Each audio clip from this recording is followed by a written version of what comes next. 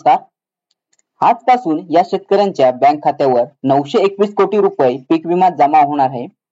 याची यादी कशा प्रकारे चेक करायची हेच आपण या व्हिडिओच्या माध्यमातून पाहूयात। चॅनलवर जर नवीन असाल तर चॅनलला सबस्क्राइब करा व नवीन अपडेट मिळवण्यासाठी बेल आयकॉन प्रेस करा। नैसर्गिक आपत्तीमुळे पिकांचे नुकसान झालेल्या पात्र शेतकऱ्यांच्या मदतीसाठी राज्यातील पीक विमा योजनेअंतर्गत 921 कोटी रुपयाची नुकसान भरपाई त्यांच्या बँक खात्यात जमा करण्याची प्रक्रिया नुकतीच सुरू झाली आहे। ही भरपाई रक्कम टप्प्याने आणि अत्यंत पारदर्शक पद्धतीने शेतकऱ्यांपर्यंत पोहोचवली जात आहे। या भरपाईचा लाभ केवळ ज्या शेतकऱ्यांचे नाव लाभार्थी यादीत समाविष्ट आहे त्यांनाच मिळणार आहे। त्यामुळे ज्यांनी पीक विम्यासाठी अर्ज केला आहे त्यांनी आपले नाव यादीत आहे की नाही हे तातडीने तपासणे आवश्यक आहे। पीक विमा योजनेअंतर्गत शेतकऱ्यांच्या शेतीतील प्रत्येक नुकसानीचे स्वरूप आणि त्यांचे प्रमाण यावर आधारित नुकसान भरपाईची रक्कम निश्चित केली जात आहे। ही रक्कम शेतकऱ्यांपर्यंत जलद, कार्यक्षम आणि पारदर्शकपणे पोहोचवण्यासाठी थेट लाभ हस्तांतरण म्हणजे डीबीटी प्रणालीचा वापर केला जात आहे। संपूर्ण पारदर्शकता नुकसान भरपाईची रक्कम थेट शेतकऱ्यांच्या आधार संलग्नित बँक खात्यात म्हणजे आधार सीड बँक अकाउंट जमा होत आहे। निधीचे वाटप पूर्ण पारदर्शकता राहते। भ्रष्टाचार मुक्त वितरण, मानवी हस्तक्षेप पूर्णपणे कमी झाल्यामुळे निधीचा गैरव्यवहाराला किंवा भ्रष्टाचाराला कोणताही वाव मिळत नाही। जलद आणि कार्यक्षम शेतकऱ्यांना शासकीय कार्यालयामध्ये वारंवार चक्रा मारण्याची आवश्यकता नसते। प्रक्रिया जलद गतीने आणि कार्यक्षम पद्धतीने पूर्ण होते, ज्यामुळे वेळेची बचत होते। थेट लाभ गरजवंत आणि पात्र शेतकऱ्याला कोणत्याही मध्यस्थीशिवाय थेट त्यांच्या खात्यात मदतीचा लाभ मिळतो। नुकसान भरपाईची रक्कम ज्या बँक खात्याशी तुमचा आधार क्रमांक जोडलेला आहे त्याच खात्यात जमा होणार आहे। त्यामुळे तुमचे बँक खाते आधारशी संलग्न असल्याची खात्री करून घ्या। पीक विम्यासाठी दावा दाखल केलेल्या आणि आपल्या दाव्याच्या सद्यस्थितीचा क्लेम स्टेटस माहिती मिळवू इच्छित शेतकऱ्यांना खाली 2 अधिकृत आणि सोप्या पद्धती उपलब्ध आहेत। ही पद्धत विशेषतः ग्रामीण भागातील शेतकऱ्यांसाठी अधिक सोयीची आहे।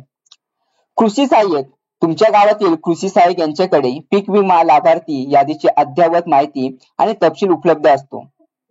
तलाठी, महसूल अधिकारी, गावाचे तलाठी किंवा महसूल विभागाचे अधिकारी यांच्याकडे यादीचे अधिकृत माहिती मिळू शकते। तपासणी त्यांच्याशी संपर्क साधून तुमचे नाव यादीत आहे की नाही याची खात्री करू शकता। तसेच नुकसानीच्या भरपाईपोटी तुमच्या खात्यात जमा झालेल्या रकमेची किंवा प्रलंबित स्थितीची म्हणजे पेंडिंग स्टेटस माहिती मिळू शकता। या पद्धतीने तुम्ही घर बसून तुमच्या दाव्याची स्थिती तपासू शकता।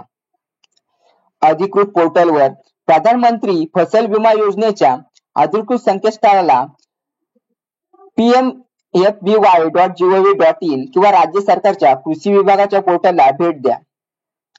पर्याय निवडा। संकेतस्थळावर क्लेम स्टेटस, दाव्याची किंवा फार्मर कॉर्नर यासारखा पर्याय निवडा।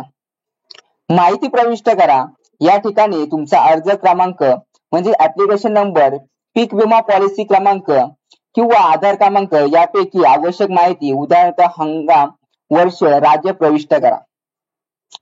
स्थिती तपासा म्हणजे चेक स्टेटस यावर क्लिक करा। तुमच्या दाव्याची सध्याची स्थिती उदाहरणार्थ claim approved, pending initiate, amount credited स्क्रीनवर दिसेल।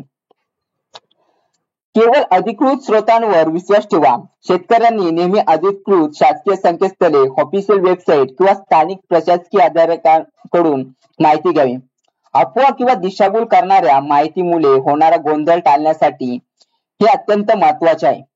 बँक खाते तपासा। डीबीटी प्रणालीमुळे रक्कम थेट आधार संलग्नित खात्यात जमा होते। त्यामुळे नुकसानीची भरपाई जमा झाली आहे की नाही हे पाहण्यासाठी आपले बँक पासबुक त्वरित अद्ययावत म्हणजे अपडेट करून घ्या किंवा बँकेच्या SMS सेवेवर लक्ष ठेवा। यासाठी आवश्यक कागदपत्रे जर नुकसान भरपाई मिळाली नसेल तर अर्ज क्रमांक, आधार कार्ड आणि विमा हप्ता भरल्याची पावती यांसारखी आवश्यक कागदपत्र तयार ठेवा आणि स्थानिक कृषी विभागाशी संपर्क साधा। यासाठीचा टोल फ्री क्रमांक पीक विमा योजनेच्या मदतीसाठी असलेला टोल फ्री हेल्पलाईन क्रमांकाचा वापर करूनही तुम्ही तुमच्या दाव्याची माहिती आणि स्थिती जाणून घेऊ शकता। ही नुकसान भरपाई शेतकऱ्यांना नैसर्गिक संकटातून सावरण्यासाठी आणि पुढील शेती हंगामाची तयारी करण्यासाठी निश्चित एक मोठा आर्थिक आधार आहे. तर अशा प्रकारे ज्या काही शेतकऱ्यांना 921 कोटी रुपयांचा पीक विमा कशा पद्धतीने भेटला जाणार आहे व याचा जो काही स्टेटस आहे तुम्ही कशा प्रकारे तपासू शकता याची संपूर्ण माहिती संपूर्ण अपडेट तुम्ही या व्हिडिओच्या माध्यमातून पाहिला असेल. तर व्हिडिओ आवडला असेल तर व्हिडिओला लाईक करा, शेअर करा आणि कमेंट करायला विसरू नका. त्याचबरोबर नवीन अपडेट मिळवण्यासाठी चॅनलला सबस्क्राईब करून बेल आयकॉन प्रेस करायला विसरू नका. भेटूयात आपण नवीन व्हिडिओसह नवीन अपडेट मध्ये.